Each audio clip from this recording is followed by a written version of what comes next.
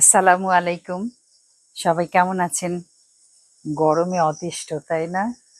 মানে বারবার যে বলি না যে নিশ্চয়ই ভালো আছেন। এটা আসলে বলাই যাচ্ছে না। কারণ অনেক বেশি গরম পড়ে গেছে। যাই হোক, নিশ্চয়ই একসময় বৃষ্টি। এমন বৃষ্টি আসবে তখন আবার বৃষ্টির জন্য আবার অতিষ্ঠ হয়ে যাব। বাংলাদেশ আসলে এরকম আগে যেরকম নাতিশীতোষ্ণ ছিল এখন আসলে চরম ভাবাপন্ন হয়ে যাচ্ছে। যাই হোক, আমি আজকে একটা তেলাপিয়া মাছ, এই মাছটা যে পুকুর থেকে এনেছি তারা কোনো রেডিমেড ফুড দেয় না, যেটা রেডি ফিড বলে। তো আমি এই ব্যাপারে খুবই সাবধান থাকার চেষ্টা করি, যেমন ব্রয়লার মুরগি, এই টাইপের মাছ যেগুলো ফিড খেয়ে বড় হয় সেখানে অনেক রকম ভুলভাল জিনিস থাকে। সেটা অনেক লম্বা দিন ধরে আমরা সচেতন থাকার চেষ্টা করি। এটা আসলে পরিবারের সবার জন্যই উচিত। আমি এটা একবার চিন্তা করেছিলাম যে কলাপাতায় মুড়িয়ে করব, আবার চিন্তা করলাম যে না, ম্যারিনেট করে তারপরে আমি রেগুলার তাওয়াতেই ভাজবো। তো আমি শুরু করছি, এটা একদম মাছটা ধুয়ে নেওয়া, আমি এখন এটা ম্যারিনেট করব।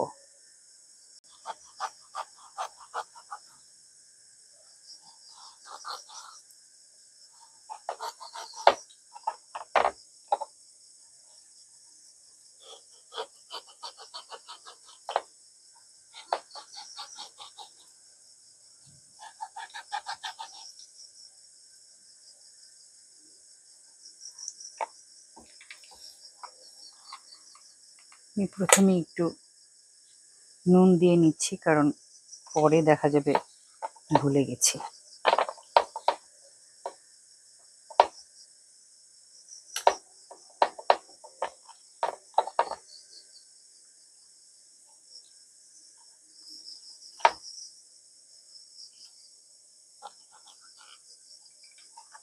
আমি বরঞ্চ মাছটাকে কড়াইয়ের মধ্যে নিয়ে নিই, এখানে মাখাতে সুবিধা হবে।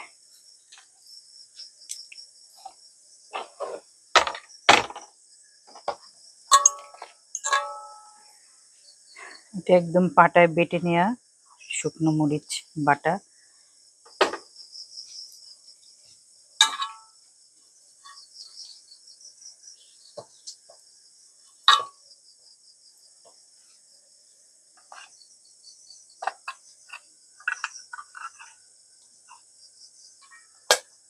রসুন বাটা, একটু মনে হয় 1 চামচ মতো রসুন বাটা। আমি পরে আগে মশলাগুলো নেই, তারপরে দুই দিকেই দিয়ে দিব। একটুখানি হলুদ গুঁড়া দিই, নাহলে দেখতে ভালো লাগবে না।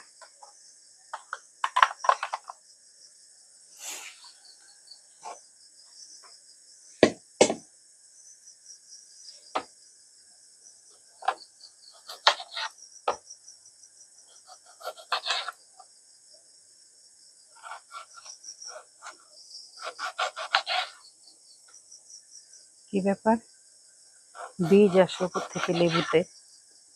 লেবুর রস আমি অনেকটা দিব, কারণ এটাতেই আসলে আসল স্বাদটা পাওয়া যাবে। সুবাস! আমার লেবু গাছে এবার বলতে হয় না, বললে নাকি চোখ লাগে। আমি যদিও এইভাবে বিশ্বাস করি না, তারপরেও অনেক লেবু হয়েছে মাশাআল্লাহ। লেবু দিচ্ছি।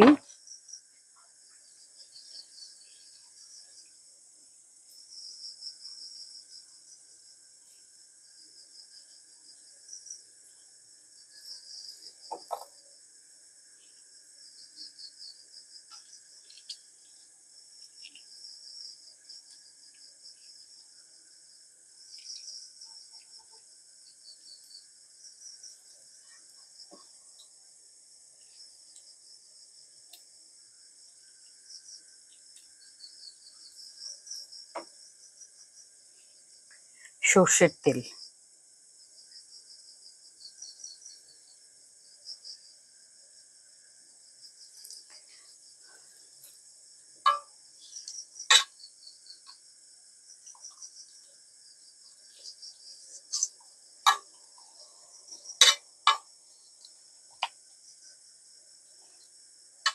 এটা যখন চুলায় বসাবো তারপরে আমি এখানে একটু সাইড দিয়ে কাঁচামরিচ দিব, একটুখানি পেঁয়াজ রসুন, আস্তে আস্তে পেঁয়াজ রসুন দিব।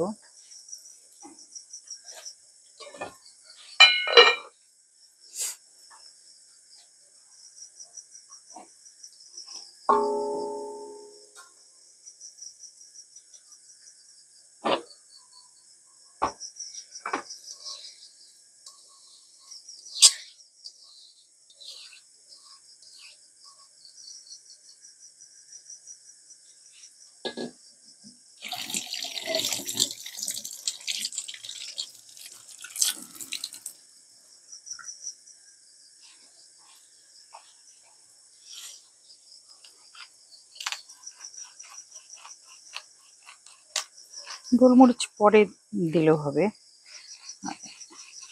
এক পিঠ দিলাম, পরে আবার আর এক পিঠ দিব। আমি এটা বসিয়ে দিচ্ছি, তারপরে বাকি সাইডে যেগুলো দিব সেগুলো আবার দিচ্ছি। আমি এখন মাছটা উল্টিয়ে দেই।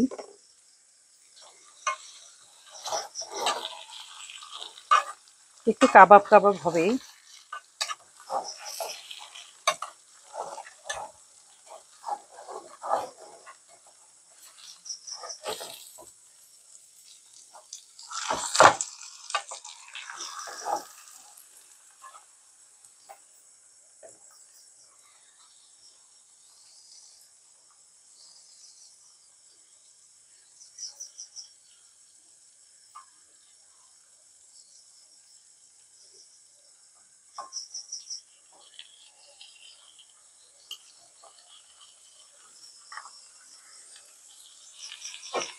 আমি আবার ঢেকে দিচ্ছি,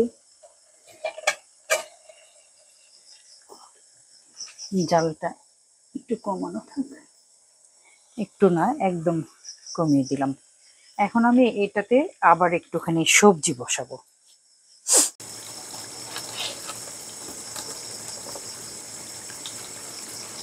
একটুখানি সবজি, সেটাও আমি মানে ওই যেভাবে মাছ পোড়া পোড়া করছি ওরকম করব, যখন যা সবজি থাকে সবজিটা সাথে খেলে ভালো লাগে। আর হলো আমি একটু আগেই মেয়োনিজ বানালাম, একটা পাতলা মেয়োনিজ, হালকা চিনি কম দিয়ে একটু লেবু বেশি দিয়ে, এটার সাথে এটা মানে সাইডে থাকবে আর কি। টমেটো থাকলে খুব ভালো, কিন্তু টমেটো যেহেতু এখন তো সিজন না, আমি সিজনের বাইরে কোনো সবজি আমি খাই না। আমি মানে কি আমরা এটা আসলে আমার হাজব্যান্ডের কাছে শিখেছি। উনি একদমই সিজনের বাইরে কোনো কিছু, বলেন যে এটা প্রিজারভেটিভ দেওয়া থাকে, ফরমালিন দেওয়া থাকে বা কোল্ড স্টোরেজে থাকে। আলু অবশ্য খেতে হয়, আলু তো এখন সারা বছর, আলু আমার খুবই প্রিয় একটা সবজি। আলু ছাড়া আমার চলেই না। আমার ফারিয়ার মতো বলতে ইচ্ছা হয়, আলু আমার মাতৃভাষা। এই গল্পটা বলতে আমার খুব ভালো লাগে।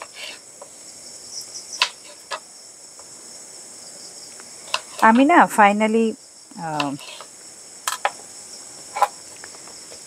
ফাইনালি একটু আমার মনে হয় একটু কনফিউজড হয়ে যায় মাঝে মাঝে, কনফিউজড হওয়া যদিও উচিত না।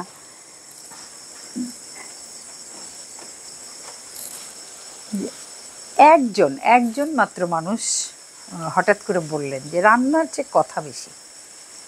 তা আমার কাছে মনে হলো যে আমি তো শুধু রান্না করি না, আমি আমার ভ্রমণ কাহিনী, আমি আমার কিছু গান গাই, আমি আমার সহশিল্পী যারা আছেন শ্রদ্ধেয়, যাদের সাথে গান গেয়েছি তাদের নিয়ে কথা বলি, আমি আমার সংসারের কথা বলি, এবং কিছু দর্শন, আমার ব্যক্তিগত দর্শন, সেগুলো আপনাদের সাথে শেয়ার করি।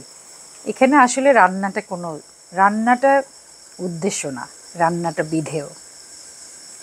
যারা শুধু রান্নার জন্য রান্না শেখান তারা তো নিজেকে দেখান না, তারা রান্নাটা খুবই কাছে থেকে খুব সুন্দর করে টিচারের মতো শেখান। সেটাও খুব ভালো একটা উদ্যোগ। যারা একদম রান্না পারে না তারা সেইভাবে শিখে যায়।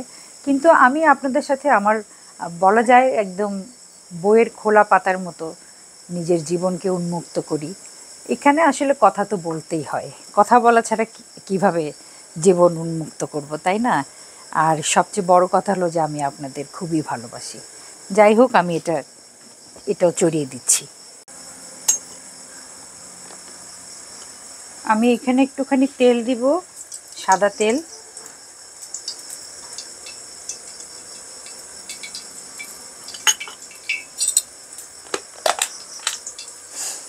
আর একটুখানি মাখন দিব।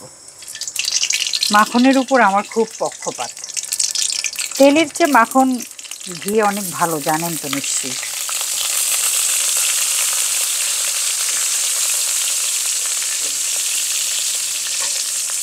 আমি এরপরে নুন দিব, গোলমরিচ দিব, একটু রসুন পেঁয়াজ দিব।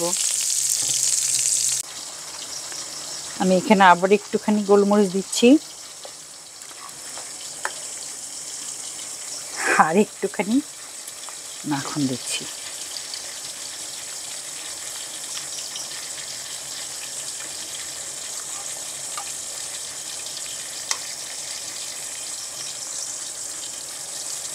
একটুখানি খেয়ে দেখি নুন টুন ঠিক আছে নাকি।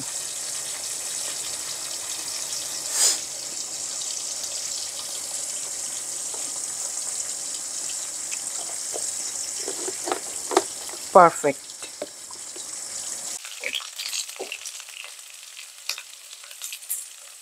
আলুটা আরেকটু হোক, তারপরে না হয় ঢেঁড়সটা দিব, কারণ ঢেঁড়সটা তো হতে খুব কম সময় লাগে।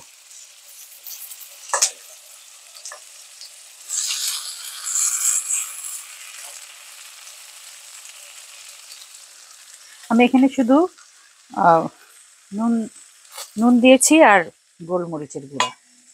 এটা আরেকটু হোক। এটা যদি ইয়েতে পোড়ানো যায় তখন আরো মজা হয়।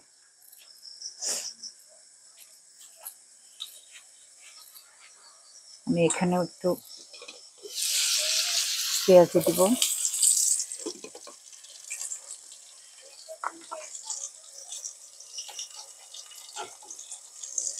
ফুলটা এখানে সাজানো আমি খুব পছন্দ করি। কোনো মেহমান আসলে কি বাজার হবে, কি মাছ কি গোস্ত কেনা হবে, সে বা কি ডেজার্ট করা হবে, সেগুলোর চিন্তা বাদ দিয়ে আমি ফুল কিনি। ফুল কিনে ঘর সাজাই। তো এই এখন যেরকম আমাকে ফুল কিনতে হয় না, আমার বাগানে অনেক রকম ফুল। তো এই ফুলটা, এটা একটা লতা, আহ, নীল বনলতা। নামটাই কত সুন্দর, নীল বনলতা সুন্দরী। একদম নিম গাছের উপরে উঠিয়ে দেয়া হয়েছে, তারপরে ওখান থেকে এমন ভাবে নেমেছে যেন বাসর ঘর সাজিয়েছে। এই ফুলটার বৈশিষ্ট্য হলো, এটা তো এরকম বেগুনি রঙের থাকে, এই যে একটু বেগুনি, ভিতরে সামান্য একটু হলুদ, আর এরকম বেগুনি। এটা সকালের ফুল বিকেলে ঝরে, এরকম একটা ব্যাপার। কিন্তু এটা যখন আমি পানিতে ভিজিয়ে রাখি, তখন একদিন পরে একদম ট্রান্সপারেন্ট হয়ে যায়। ট্রান্সপারেন্ট হয়ে মনে হয় প্লাস্টিকের একটা ফুল। তো প্লাস্টিকের ফুল তো আকাঙ্ক্ষিত না। আমি জানি যে এটা আমার নিজের গাছের ফুল। তা আসলে যে জিনিসটা হয় না, আমি প্রকৃতি দেখতে দেখতে না আমি আসলে পাগলই হয়ে যাচ্ছি। সারা পৃথিবী অনেক সৌভাগ্য হয়েছে আলহামদুলিল্লাহ। আমার নিজের দেশ বাংলাদেশ, আমি বাংলাদেশের খুব কম কয়টি জেলা আছে যেখানে আমার যাওয়া হয় নাই, কিন্তু অনেকটা অনেকটা জেলায় আমি গিয়েছি, এবং কখনোই আমি আমার জার্নিতে আমি ঘুমাই না। এবং যখন বিদেশে যাই, সারা পৃথিবীতেও অনেক মহাদেশে আমি গিয়েছি, তো আমি কখনোই চোখ বন্ধ করি না। এবং আমি এটা বিশ্বাস করি, প্রেমিক কখনো ঘুমায় না। প্রেমিক যখন ঘুমায়, কখন ঘুমায়? যখন তার মৃত্যু হয়। তা আমি আসলে প্রকৃতি প্রেমিক, এমন মানে বলা যায় পাগল প্রকৃতি প্রেমিক। দেখেন রান্না করতে গিয়ে কত মানে ফুল গাছ লতা পাতা এগুলো বলছি। যাই হোক, আমার আলুটা প্রায় হয়ে আসছে।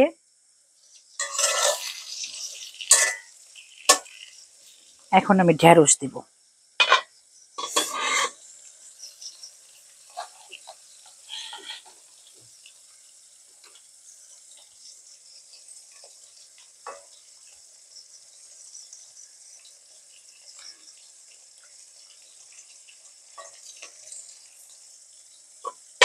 এটার সাথে একটু মাশরুম হলে খুব ভালো হতো, কিন্তু যখন যেটা না থাকে সেটার জন্য আসলে আফসোস করাটা ঠিক না।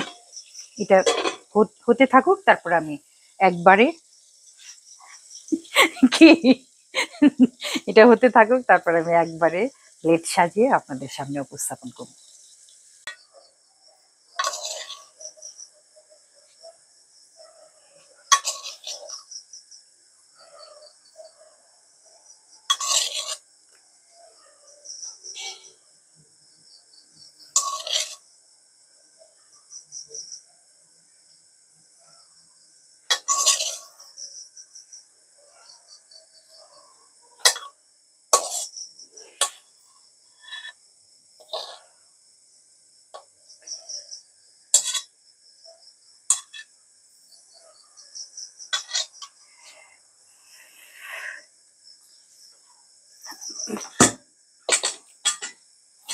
এখন একটা জিনিস দেওয়া বাকি আছে,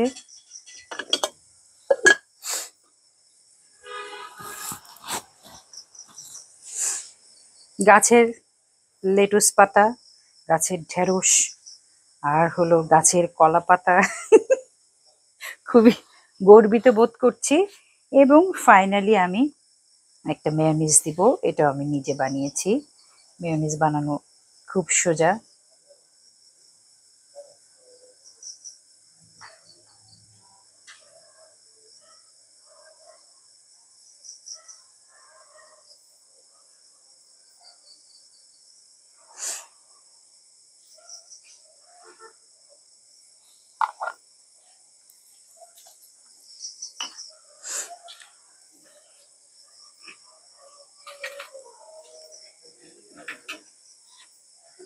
হয়ে গেল আমার তেলাপিয়া মাছের থালি।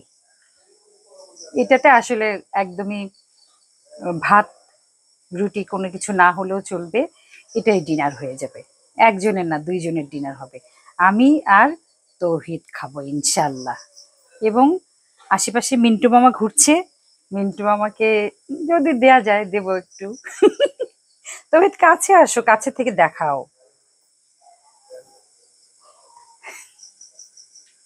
আমার সাহেব এগুলো কিচ্ছু খাবেন না, উনি একদম কচুর মুখী আর বেগুন দিয়ে চচ্চড়ি, সেটা দিয়ে কতক্ষণে ভাত খাবেন সেই ব্যবস্থা চলছে। যাই হোক, সবাই ভালো থাকেন, ঘরের খাবার খান, শান্তিতে থাকেন।